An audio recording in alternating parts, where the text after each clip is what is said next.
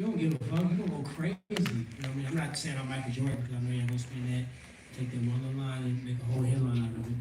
But what I'm saying is that he was facing somebody who had championship belts in the toughest division in the world at the time, and he put everything into it. You know, he ain't got no kids, he ain't got no day job. You know, this all he had to do. So I expect him to come prepared. I expect him to come ready.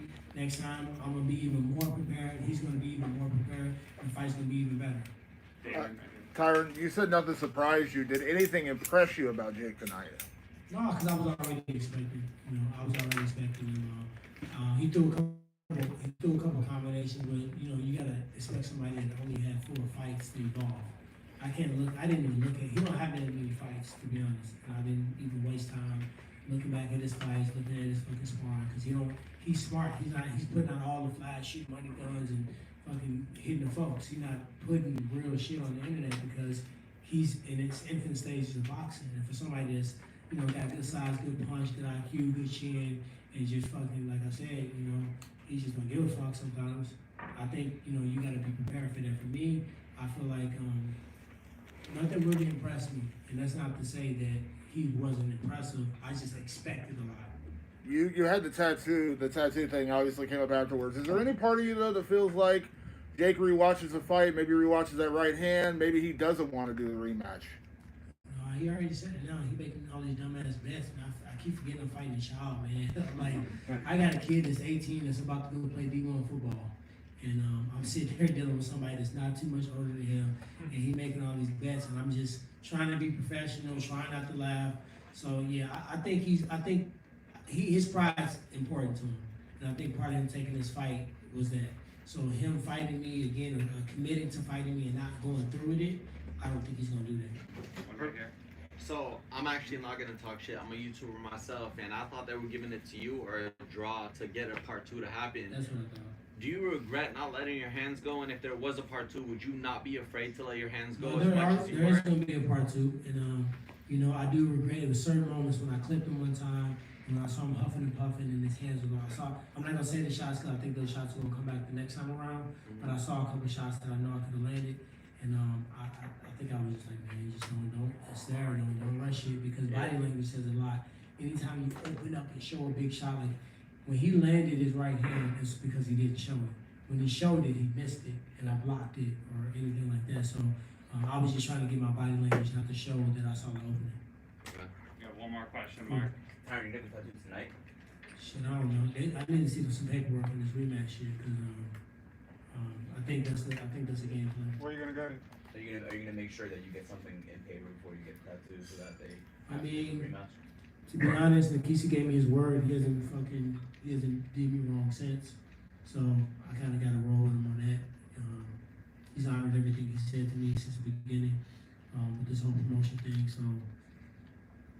Where are you gonna go? Shit, I ain't finna get nowhere. I gotta fucking look at that damn shit. I don't know, probably my car or some shit. Perfect world, when does it happen, I Tyron? thought I was gonna get on my face. What the fuck? What's the one thing that Jake said that made you really want to laugh? You just didn't want to lose character. Y'all already know. I already know. And he was baiting me too. He was trying to get me canceled, wasn't he? Yeah. He was trying to get me the baby, but I didn't take the bait. I just fucking kept saying to myself, I'm glad I wear sunglasses. Normally when you gotta see me fight week, I'm wearing sunglasses because I'm sucked down. I'm drained in my eyes. The light makes my eyes really hard to see, and I'm annoyed. And I ask me the same dumbass questions that everybody. You just heard fucking Josh ask me, why you ask me how I feel? I feel like shit. I'm cutting 35 pounds. What do you think I feel like? So this time it was just because I wanted to just block it out. You know, I knew he was gonna have these scripts and monologues and this whole fucking spiel. And then he started saying, I ain't gonna get into it. But that shit was funny. What do you think of the Showtime promotion versus UFC? Man, they killed that shit. I can't say it's comparative. Like only thing I can say is this was a complete movie, and I enjoyed it. It was a lot. It was a lot of PRs, a lot of cameras. But one thing they were always mindful of is we're still fighting. We still got to train. It was mindful of rest. It was mindful of scheduling, and that was something that I will go ahead and say that. You know, sometimes the UFC got so many fights. They got 4 or 5 fights a month. They don't give a fuck. They putting their camera on you. They don't care if you cut weight, if you fucking looking ashy or dying in the sauna. They want their camera time. And I do got to shout out, all the 24/7, all the Showtime crew. It was like 4 or 5 different crews that was pressing, and I remember Showtime when I was a young whippersnapper coming up, but I feel like they've evolved to a whole nother level. Got a shout out to Alicia. She's a GOAT. She was cold, and she just the way they communicated. Chris, here there's somewhere around here. Espinosa, everybody, yeah, because I'm not the easiest person to deal with. Sometimes I get cranky. Sometimes I get annoying, but they were very professional, and I'm blessed to have fought for Showtime again. I miss it a lot, and I felt like I was treated with respect, and I look forward to doing it again. What did Pedro, GT, and Eric tell you after the fight? They told me they thought I won. They said it was a close fight, but I think you won. You landed the power shots. Motherfucker, act like you won. Like this nigga, you won. I'll be sitting around. I was kind of sad because I wanted to knock him out because he was talking all that shit. I was like, I know I could have knocked him out, and I knew if I rushed, look what happened to Nate Robinson when he rushed. Look what happened when Ben didn't have his hands up, and I didn't even see the other fights. But he pried on people like rushing in and letting their emotions get to him, and I think I need to find a happy medium. So I was more bummed about that, but I still thought I won the fight. So they, of course, my coaches are world class. They all 3 of them in their own right. And they all 3, say, hey, we're gonna go back and look at the film. We're gonna figure out what we need to do. We're gonna keep growing. You were in shape. We know what we could have did better. I feel like you won the fight, and they're not gonna tell me they thought I lost the fight if I lost, and they're gonna tell me that they thought I won the fight. If they didn't think I won the fight. So I feel good about it. I feel good about my performance. I feel good that motherfucker that thought I was old and thought I was washed up and thought I wasn't gonna back up and just defend. Motherfuckers know now. All right, guys, thank you very much. Thank you. Tyron, Thank you. get some sleep. What position did your son play? What position did your son play? What's up, man? What's up, Frank? So what was the person you wanted from last night? I'd like to announce for the record, we're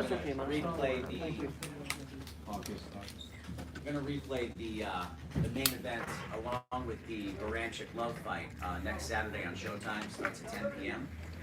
September 4th. Baranchik and Love, followed by the main event, to the most exciting fights of the night.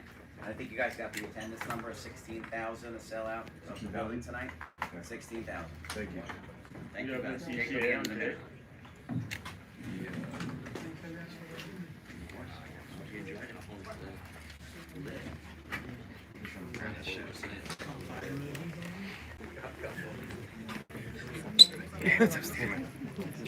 Excuse me.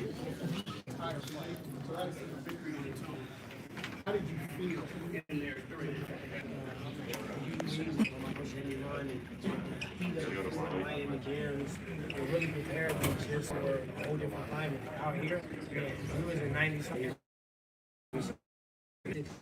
Sometimes 7 days a week. The intensity of Pedro, Eric Brown knows the best. He's been training since 2008. He knows I'm sliding. He knows dropping my hands. But everybody wanted me to win. Everybody put everything into this now.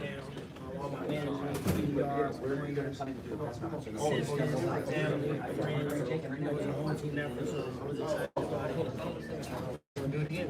With the whole 8 and that kind of road work, putting in that work. And Johnson came forward, he did what he needed to do to get the win. I think he was expecting the overhand right to touch me. It may have touched me once